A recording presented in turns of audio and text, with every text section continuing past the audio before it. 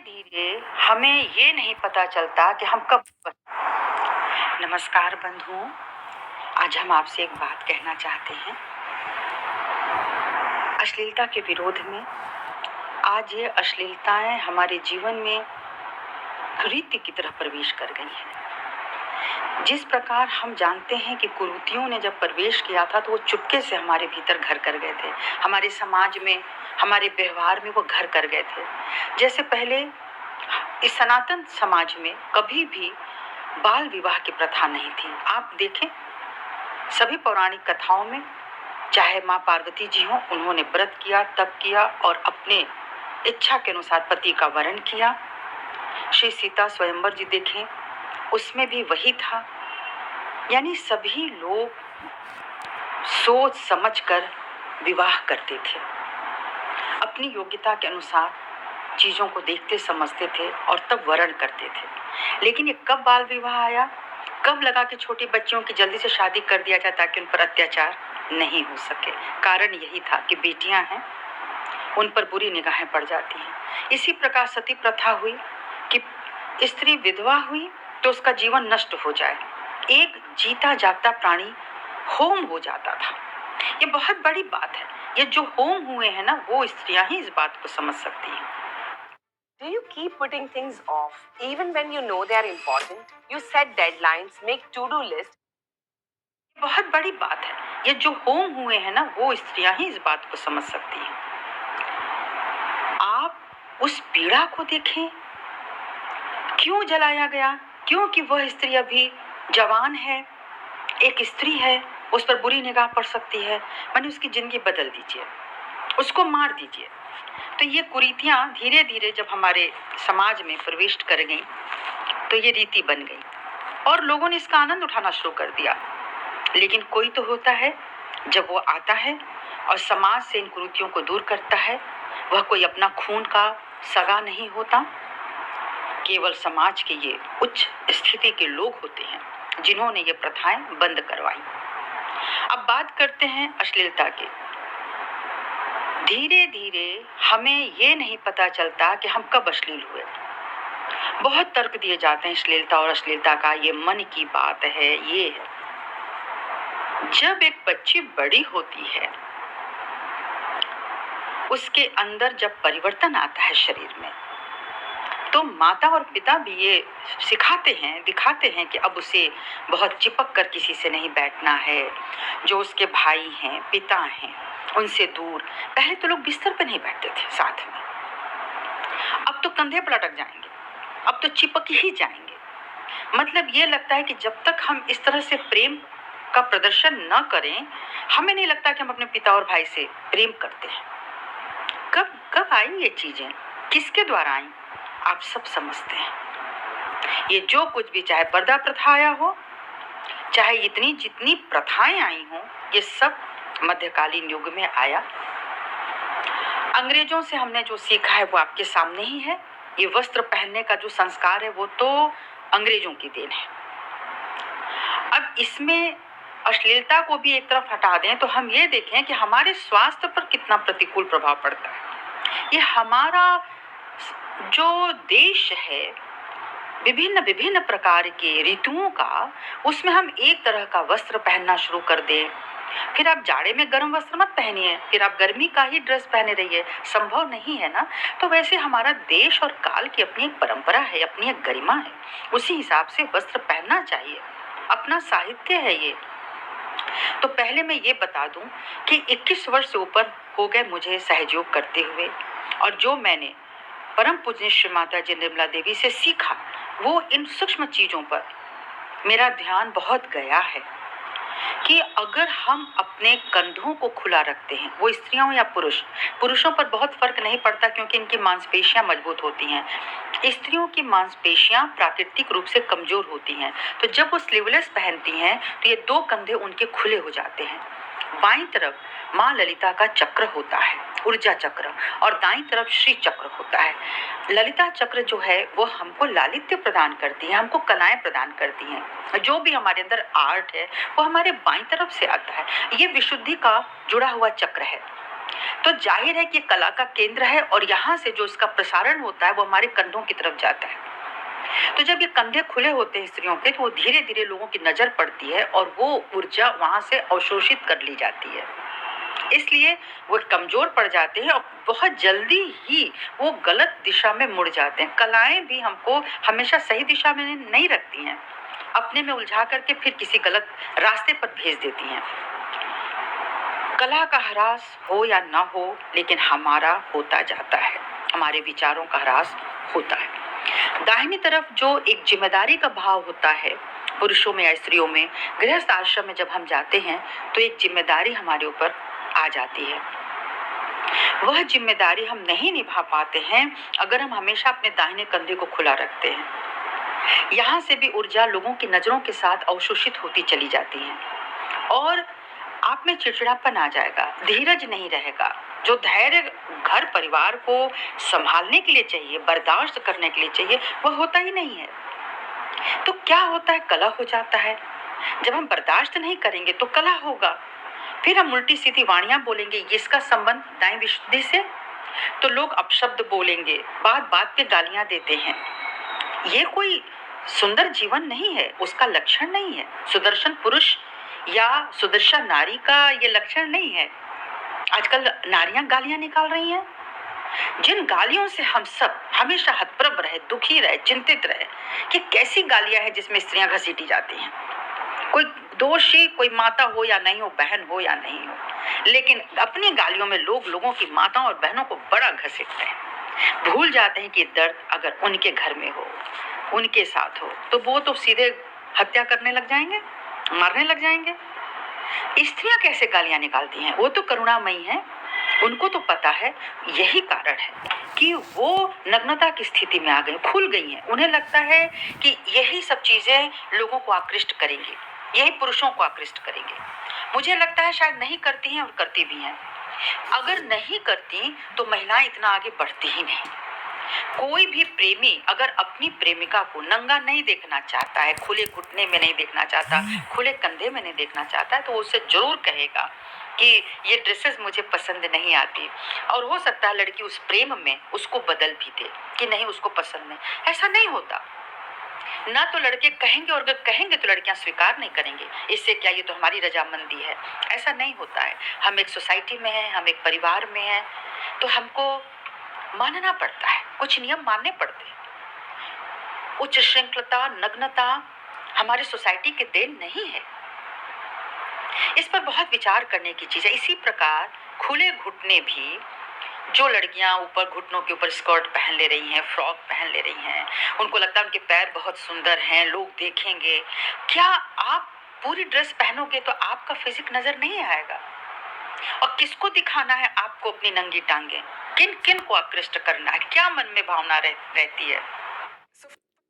Someone like me who does not have the time to analyze the stock market, can AI really help me and how will it help me? किसकी तारीफ चाहिए आपको? आप पूरे कपड़े पहन के भी उतनी ही सुंदर लगती हैं। आप साड़ी भी पहन के बहुत सुंदर लगती हैं। आप सलवार कुर्ता पहन के बहुत सुंदर लगती हैं। लेकिन नहीं, उसको हृदय नहीं मान रहा है, क्योंकि तमाम लड़कियां हैं और हमको उनका अनुसरण करना है। वो तो सिगरेट भी पी रही हैं, वो तो शराब भी पी रही हैं, वो तो पता नहीं क्या क्या कर रही हैं, और उनको फॉलो करने के लिए इतने सारे फॉलोअर हैं।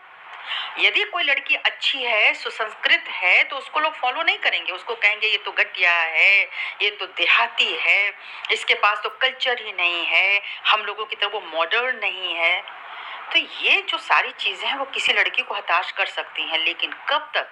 जब तक वो परम शक्ति से नहीं जुड़ती है, जब तक वो केवल बाहरी लोगों से जुड़ती है और उनको अपने अंदर उतारती है, तब तक वो यही करेगी जो दुनिया कर रही है। लेकिन जिस दिन आपकी शक्ति परम शक्ति से जुड़ जाती है, आपके अंदर तुरंत यह चेतना आ जाती है कि आपको कितना सुंदर बनाया है, आपको पशु नहीं बनाया, आपको अब आप आदि मानव नहीं रहे हैं।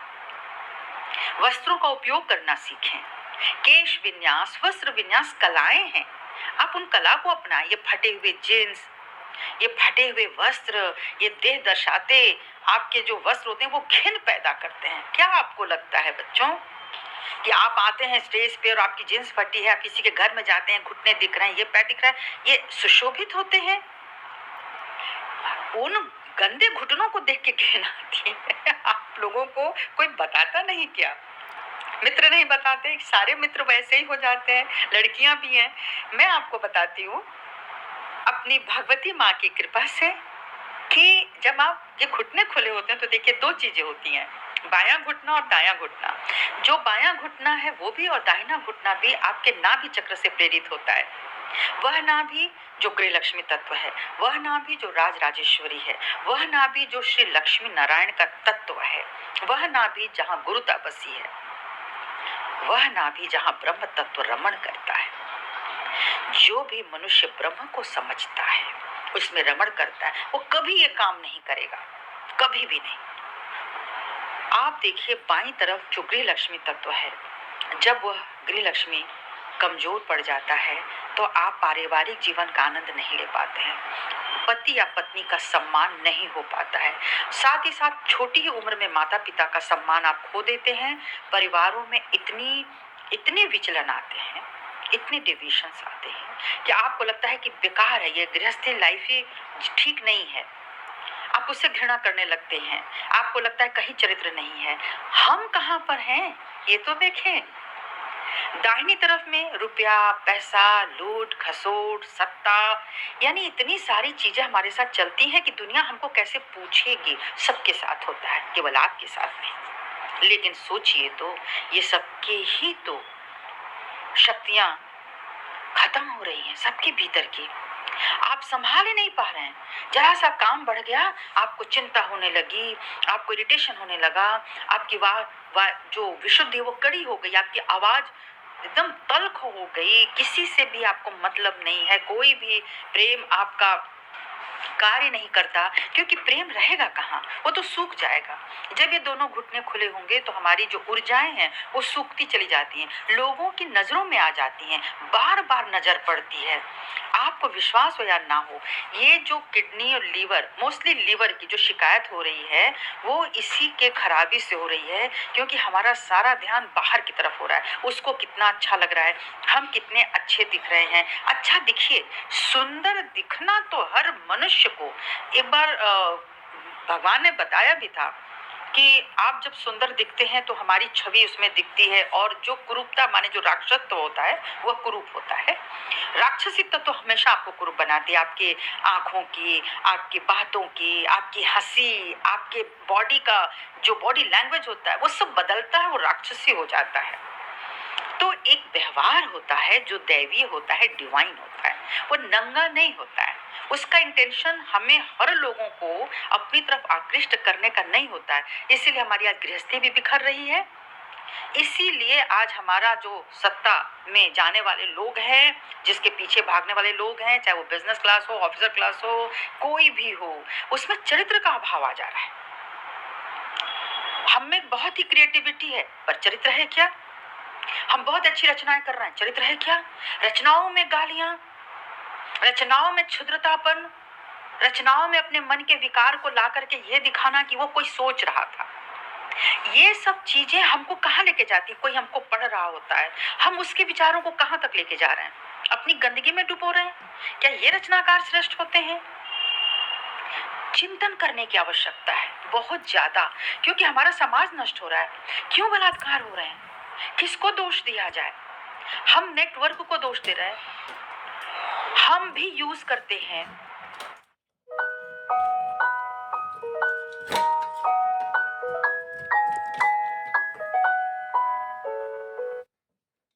नेटवर्क को दोष दे रहे हैं, हम भी यूज करते हैं, लेकिन हमको पता है कि हमको क्या करना है, कितना करना है, किससे बात करनी है, किससे नहीं करनी है। बहुत सारे लोग जो गुड मॉर्निंग, गुड नाइट और ये वो सबको डिस्कार्ड करिए, डिस्कार्ड करना पड़ेगा, कहना पड़ेगा, हम इंटरेस्टेड नहीं है और आप में नहीं, और मौन हो जाए। लेकिन अगर आप उनका जवाब देते हैं, मैंने देखा है लोग जवाब देते हैं। हम योगी भी ऐसे ऐसे लोगों के साथ इंटरेक्ट कर रहे हैं और उनकी ही तरह कर रहे हैं। हम अलग क्या हुए? आप कहेंगे आपने क्या सीखा? जी मैं बताती हूँ। वैसे ये मैं जानती हूँ कि संस्कार तो पुराने जन्म से भी आते हैं और इस जन्म से भी मिलते हैं। दो संस्कार से मिलकर हमारा जीवन चलता है। पुराने संस्कारों की शायद वजह रही होगी कि मुझे कभी घुटने के ऊपर फ्रॉक पसंद नहीं आए, कभी भी चूड़ीदार पजामा जब मैं पहनती थी, बच्ची थी मैं, तब बता रही हूँ कि मैं उसको फाड़ती थी जब वो बहुत टाइट होता था। फ्रॉक मैं फाड़ दिया करती थी। बहुत सारे ऐसे मेरे वस्त्र थे जो मेरे बड़ों को समझ में आ गए थे कि ये इसको पसंद नहीं है। कभी स्लीवलेस नहीं पहनना चाहती थी। छोटी बच्ची की बात कर रही हूँ। हमेशा अपने दोनों कंधों को ढक के निकलती थी। कौन बताता है?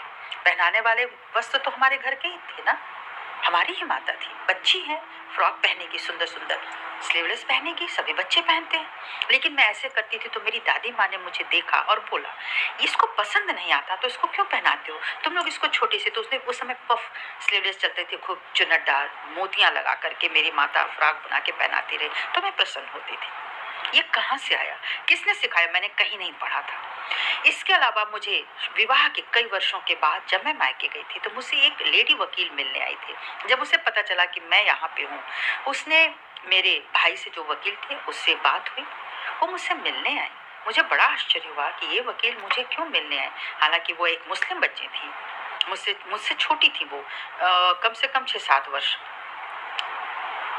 तो वो मुझसे बोली कि दीदी मैं आपसे मिलने आई हूँ क्योंकि मुझे आपकी कुछ बातें कभी भूलती नहीं है। क्या? बोली मैं 12th से मतलब 10th to 12th आपके साथ किया और आप मुझे बिल्कुल भी नहीं जानती। इसके साथ मैंने आपके कॉलेज में, जब आप सीनियर थी तो मैं आपके कॉलेज में आई, उस समय भी मैं आपको देखा करती थी कि किस प्रकार से आप दुपट्टा लिया करती थी। आप कॉलेज में आती थी, आपकी निगाहें नीची रहती थी और आप दुपट्टा बहुत अच्छे से लेती थी, जबकि सारी लड़कियों के दुपट्टे गले में होते थे, पर आपका दुपट्टा पूरा फैल करके बहुत अच्छे से। और मैं अपने दोस्तों के साथ आपको फॉलो करती थी कि देखो ये जो दीदी आती हैं कितने अच्छे से आती हैं। लड़कों का कॉलेज था, कोएड था। किसने सिखाया? आपके अपने संस्कार ने। इसलिए अपने संस्कार को बनाइए, बहुत आवश्यक है। नहीं तो आपकी शक्तियां क्षीण होंगी, ये लड़ाई झगड़े होंगे, लड़कियां सूटकेस उठा के अपने घर जाया करेंगी, माँ बाप विवाह करके भी पछताएंगे और लड़के भी विवाह करेंगे, उस योग्य बनेंगे भी नहीं। केवल वो चाहेंगे कि स्त्री ही हमेशा अच्छा कार्य करे, स्त्री ही चरित्रवान हो। मैं चाहे जैसे रहूं, मैं पीऊं खाऊं, उस पर बातें करूं, चर्चाएं करूं, निगाहें भटकाऊं, सब करूं मैं, और स्त्री मुझे बहुत अच्छी चरित्रवान मिलनी चाहिए। ये नहीं होगा भाई, ये नहीं होगा।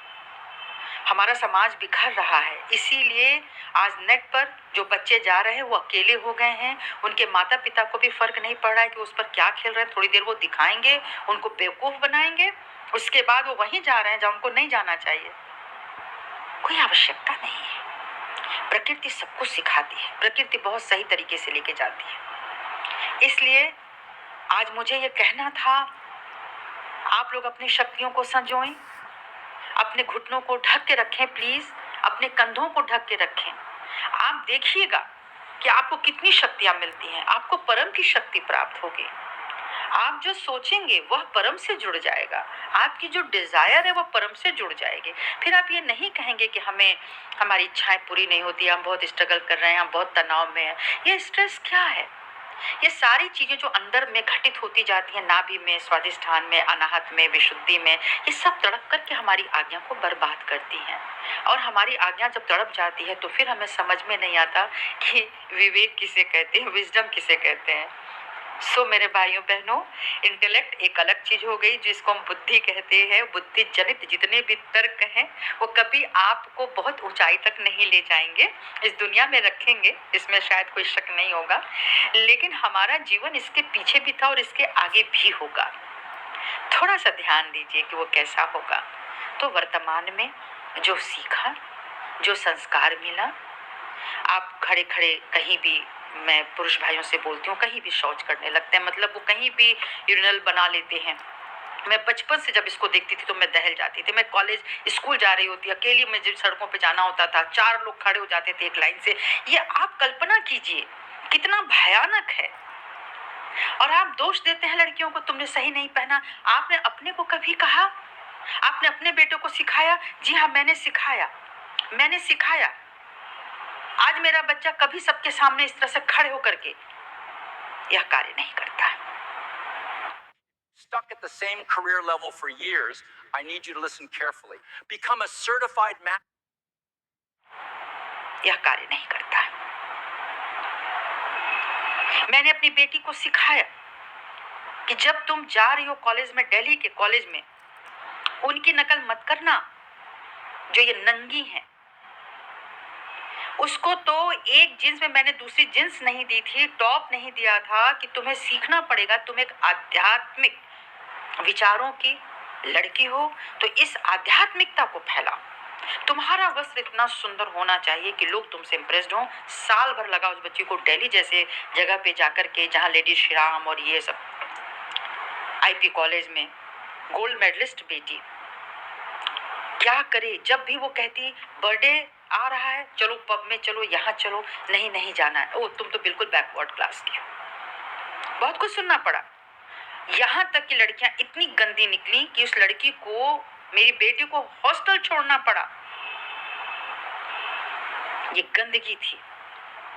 फिर उसके पास जो उसके मित्र थी वो बहुत अमीर थी। आप विश्वास करें कि हर बर्थडे में उनको एक कार मिलती थी। Can you imagine? उनका घर इतना सुंदर होता था कि क्रिस्टल के घर की वो कुछ इस तरह की चीजें होती थी कि मेरी बेटी मुझे फोन करती थी कि माँ, अगर ये घर इतना सुंदर है तो फिर टाटा बिरला क्या होंगे। कोई बात नहीं है, तुम अपने संस्कारों को वहां जाकर के छोड़ो। फिर मेरी बेटी ने अपने बर्थडे में बहुत ही सुंदर सूट पहना, सलवार सूट। उसकी दोस्तों को, जो दो दोस्त बेहद अमीर थी, जो उल्टे सीधे ड्रेसेस पहनती थी, वो पता नहीं नेकलेस होता था कि वो बैकलेस होता था, वो नाखून कैसे होते थे, वो कान के झुमके कैसे होते थे, उनके श्रृंगार क्या होते थे, वो बड़ा ही ऑकवर्ड था हमारी जैसी सोसाइटी के लिए। पर उनके यहाँ बड़ा अच्छा था, मॉडर्न लड़की है। तो इस विचार के बीच जब हमारी लड़की गई तो उन्होंने बड़ा अप्रिशिएट किया, you are looking very cute, very pretty. और वो बहुत प्यारी बच्ची है, तो बहुत सुंदर है, परमात्मा ने उसको बहुत सुंदर बनाया है, उसको देश सौष्ठव सजब प्रदान किया है, तो वो उसको तारीफ वैसे भी मिल रही है। ईश्वर की बनाई संरचना है वो। उसने अपने वस्त्र को जब संवारा, लोग उसकी तारीफ की, और आप विश्वास करें उन बच्चियों ने भी अपने लिए सलवार सूट बनवाया। और जब वो सलवार कुर्ता पहन के अपने घर में खड़ी हुई, वो चूड़ीदार पजामा कुर्ता अच्छे से दुपट्टा लेकर, उनके माँ बाप का दिल खुश हो गया। उन्होंने मेरी बेटी को फोन करके कहा, बेटा मैं तुमको बहुत बहुत थैंक्स करती हूँ, हम लोग बहुत ही तुम्हारे शुक्रगुजार हैं, तुमने हमारी बच्चियों का जीवन बदल दिया, उनकी सोच बदल दी। तो ये होना है। जो लोग योग कर रहे हैं, जो परमात्मा से जुड़े हैं, जिनके अंदर आध्यात्मिकता है, जो सनातन धरती पर पैदा हो चुके हैं, जो इस संस्कार में डूबे हुए हैं, वो कहाँ तक दूर भागेंगे। मत भागिए, अपने को पकड़ के रखिए प्लीज। कृपा करके संस्कार को ले लीजिए वापस।